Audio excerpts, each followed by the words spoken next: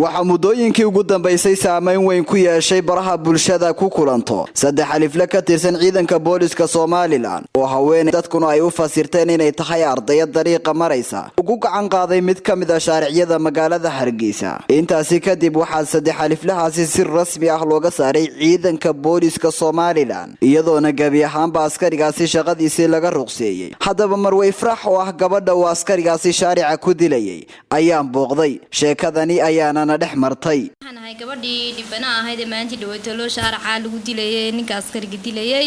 waxaan ahaa gabadhiisii muddo badan way soconaysay imiko kaliya tamaaha dhowr goor oo hore ay saasi ugu dhacday oo badan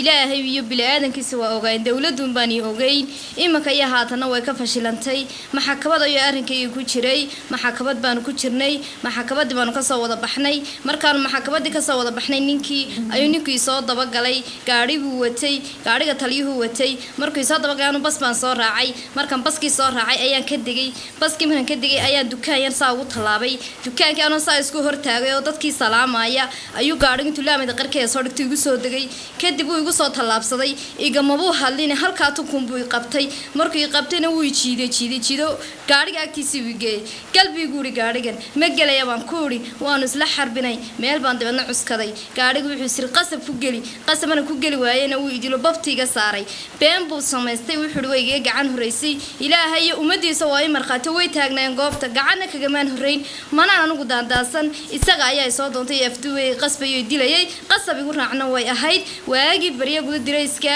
uu igu hanjabi jiray iyo baaskooladu xiran yahay sakad walba iyo luuq walba uu ii galay naftii ilaahay igari ayuu soo keenay dirayska umadu waxay moo jirtay ninkan dirayskan ku labisan yahay inuu aniga ii soo xidho uu labisan yahay 24 saacadood horteeda ayuu taagnaan jiray isagoo ii labisan oo kolba qoriisita kolba baaskooladiisita oo dadku marxaatiyin isagoo saa u sita inuu saa igu dhaaranayo oo baaskooladiisa saa iskooga soo jaro igu dhahdaan kugu tuujin waayo